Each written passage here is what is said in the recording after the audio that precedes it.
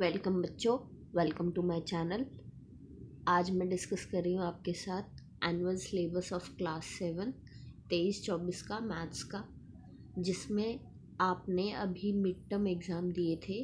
Chapter 1, chapter 3, chapter 5, chapter 9 और 12 आया था। अब आगे आपको कौन कौन से चैप्टर पढ़ने हैं वो मैं आपको बता देती हूँ। सबसे पहले आपको पढ़ना है चैप्टर 2, फ्रैक्शन एंड डेसिमल।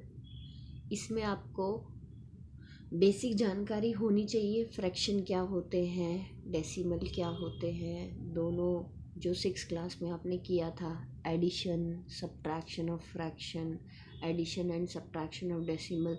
अगर नहीं पता है तो आप दोबारा लर्न कर लेंगे। इसके बाद एड ऑन हो गया है उसके अंदर multiplication and division of fraction and multiplication of decimal and division of decimal number. कहने का मतलब है फ्रैक्शन को ऐड करना, फ्रैक्शन और डेसिमल को ऐड करना, सब्ट्रैक्ट करना, मल्टीप्लाई करना और डिवाइड करना आपको ज़रूर आना चाहिए। नेक्स्ट है chapter number 6, that is triangle and it's property. Triangle में आपको उसकी बेसिक जानकारी होनी ज़रूरी है। एक सेकंड, जस्ट अ सेकंड, मैं फिर से डाउनलोड कर लेती हूँ। ट्रायंगल में आपको फिर से उसकी मेन जानकारी होनी ज़रूरी है, जो बेसिक प्रॉपर्टीज़ पढ़ी थी आपने कि ट्रायंगल की बेसिक ज्योमेट्रिकल कॉन्सेप्ट। अब इसमें आप पढ़ोगे median of triangle, altitude, perpendicular कैसे बनाया जाता है ट्रायंगल के अंदर, और एक थ्योरम होती है एक्सटीरियर एंगल थ्योरम, और angle sum property of triangle. Angle sum property of angle का मतलब है 3 एंगल्स का सम, ट्रायंगल के तीनों एंगल का सम 180 डिग्री है। एक्सटीरियर एंगल ऑफ ट्रायंगल में बोलते हैं कि सभी बाहर के एंगल्स का सम 360 डिग्री है। ये आपको पता होना चाहिए और ये आप प्रूव भी करोगे।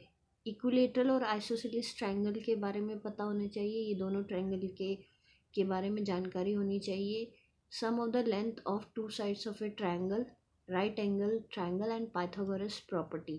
पाइथागोरस थ्योरम भी आपको पता होनी चाहिए राइट एंगल ट्रायंगल की। तो ये आपको ट्रायंगल्स के बारे में पढ़ना है। नेक्स्ट चैप्टर नंबर 7 है, जो कि है कंपेयरिंग क्वांटिटीज़।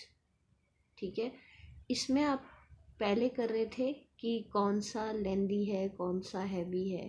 अब आप करोगे, इसमें कॉन्सेप्ट आता है परसेंटेज का। परसेंटेज को निकालना आना चाहिए। मान लीजिए आपको कॉस्ट प्राइस क्या होता है, सेलिंग प्राइस क्या होता है, प्रॉफिट क्या होता है, लॉस क्या होता है, उसके बारे में पता होना चाहिए। और इंटरेस्ट कैसे निकालते हैं, सिंपल इंटरेस्ट है आपके सिलेबस में, वो पता होना चाहिए। Next is chapter number 10, algebraic expression.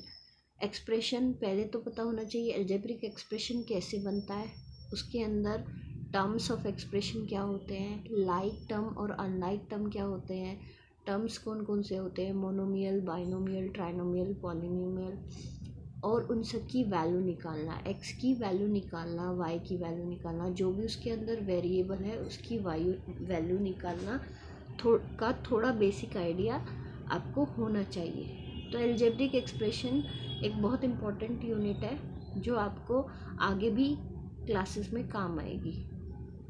Next chapter है आपका 11, एक्सपोनेंट एंड पावर।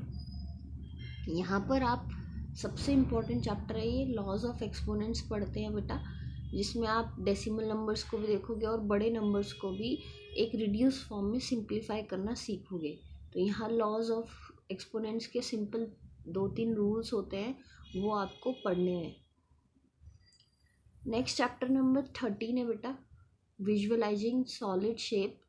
इसमें आप शेप्स के बारे में पता तो है, लेकिन उनको क्लासिफाई करते हैं 2 डायमेंशन और 3 डायमेंशन। 2D और 3D जो लिखा है उसका मतलब है क्लासिफाई करते हैं आप 2 डायमेंशन और 3 डायमेंशन के शेप में।